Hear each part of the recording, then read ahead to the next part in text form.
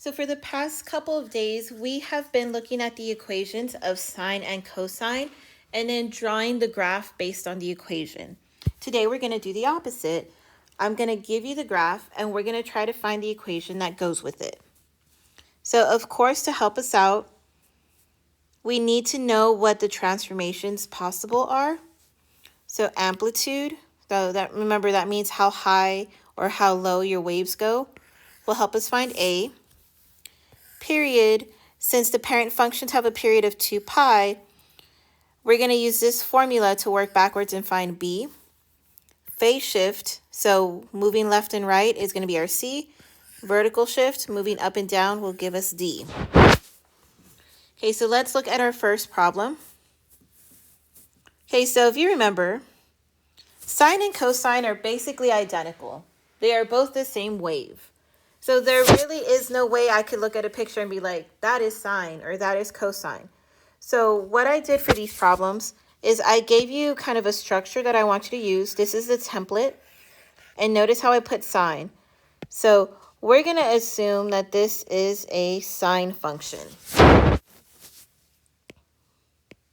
Now, because it's a sine function, when we're looking for our shape, remember S for sine goes with S for snake. Okay, so let's start looking for some of our attributes. So just like we did when we were graphing, we started with vertical shift.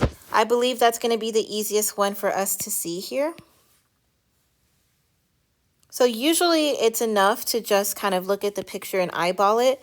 So I believe this horizontal line right here is the center. So about right there. But to be actually accurate, you should be looking at your maximum and your minimum and finding the halfway point between the two.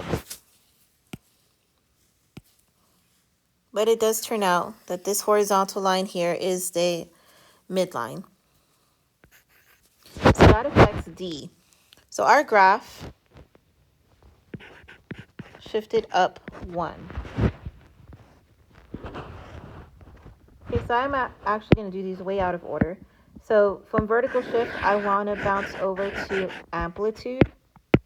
Because now that we have our midline, amplitude would just be the distance from the midline to the maximum. Or you could do minimum. So midline to minimum. Whatever that distance is would be amplitude. So I'm just going to count. 1, 2, and it looks like about a half. Same thing down here. 1, 2, and a half. So our amplitude is 2.5. So I'm going to write 2.5. Though we always like to write things in fractions. So 2.5 as a fraction, improper fraction, is 5/2. Okay, next up, I want to do phase shift. So phase shift is when you move left or right. So this is kind of a tough one. Because, let me show you. Remember that sine makes the snake? I could say that this is a snake shape right here in blue. But there's nothing stopping me from, instead of using that blue one, picking over here, the one I'm doing in purple. Like, there is no difference. There's no snake shapes. So how do I know which one is the quote-unquote beginning of this function? So the reality is we don't know where it starts. So what we're going to do, just to keep everybody on the same page, is I'm going to tell you which direction to go, and then we're just going to stick to that. Sorry, guys, that I don't have a more definite answer for that. So I'm going to erase these. Okay, so let's just say that I want to go to the right. Okay, so starting from the center, I'm going to move to the right to the first time I can see my snake start. So it's right here. So I'm going to look at my sine wave, so my snake shape, starting from here. So the leftmost of that is going to help us find C. So that is, I'm just looking at the marking here, is pi over 2. Okay, and then last but not least, period. That's how long it takes to complete a full cycle. So I'm not saying right here is B. What I'm saying is I need to know how long it took. So for us, that's 1, 2, 3, 4 squares, but you have to look at the units of your graph. 4 squares is equivalent to pi. So period is pi. Okay, so now how does this match up with our letters? So with A, B, C, and D. Well, luckily, most of them are pretty straightforward. So A is just exactly the amplitude. So A is going to be 5 over 2. C, the phase shift, it's going to be pi over 2. But since we are moving to the right, if you take a look up here, when you go to the right, that's minus. So we are going to use a minus sign. So minus pi over 2. And then for vertical shift, since it went up 1, it would be a plus 1. So notice how I skipped period. That's the hardest one. Let's get back to it. So I know that period is pi. I also know that the formula for period is 2 pi over b. Okay, so here's what we're going to do. Let me label it here, period. The formula is 2 pi over b, but we know that the answer has to end up being pi. So it has to equal pi. So now what would I do? So this is a little equation for us. What would I do to solve for b? So remember that most numbers, or basically all numbers, if it's not a fraction, so this is not a fraction yet, you can turn it into a fraction by putting a 1 in the denominator. Because dividing by 1 doesn't change your value, but it makes it look more uniform because now I have two fractions that equal each other. I can cross multiply. So 2 pi times 1 is just 2 pi. And then equals, other way around, b times pi is b pi. And hopefully we can see there's pi's on both sides, so we could essentially just cancel it out. So now I'm left with just 2 equals b. So all that work just to figure out right here that because period is pi, that means that b must be 2. So now I have all 4 numbers, A, B, C, and D.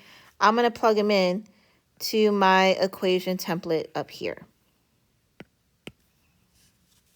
Okay, so we should have f of x equals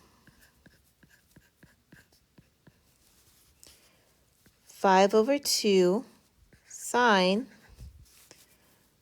2 parentheses x minus pi over 2, close our parentheses, then plus 1.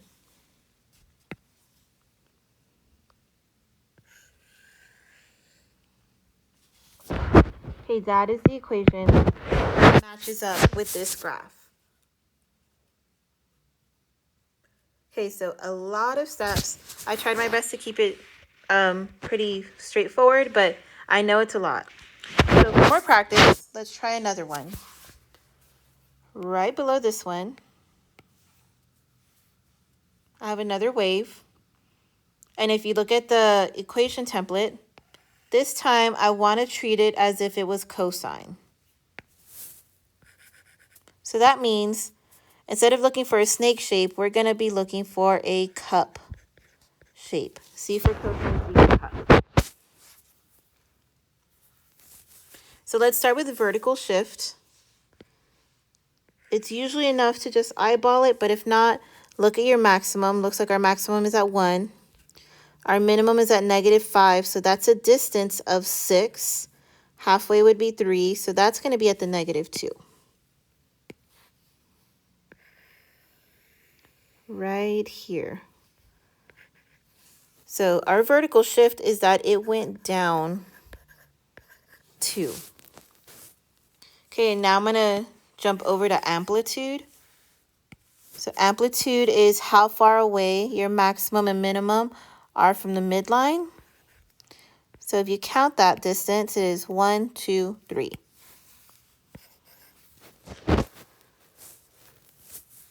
Okay, now I'm going to jump over to phase shift, but we have the same problem. There's multiple cups in this picture. So how do you know where to start?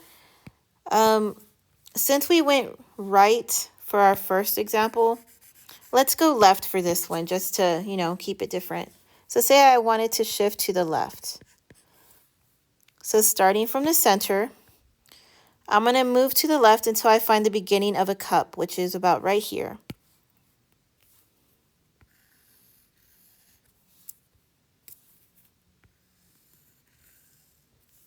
So we're going to say that our starting point was here. So that's our C.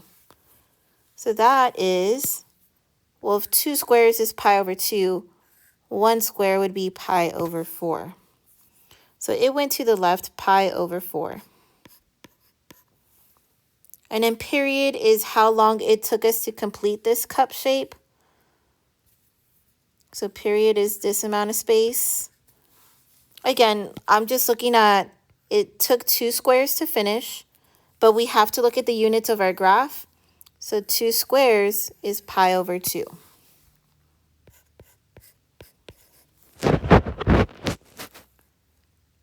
Okay, so now we want to find what each letter is.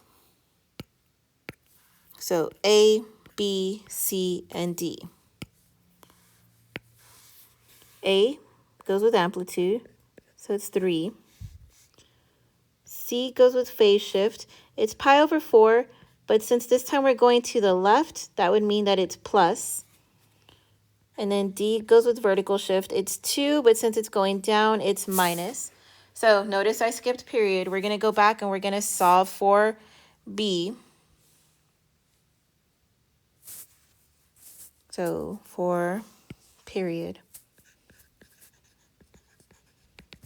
The formula is always 2 pi over B, but I'm going to set it equal to pi over 2 because that is what we decided period should be. Now we're going to do what we did in the first one, and we're going to cross multiply. So 2 pi times 2 is 4 pi equals, and then other diagonal, b times pi is b pi. Then hopefully we can see there's pi's on both sides, so we can cancel that out. And we have 4 equals b, so b equals 4. Now I have all 4 of my numbers. I can use them to plug into my equation template up here. So we should have f of x equals 3 cosine 4, parentheses x plus pi over 4, and then minus 2.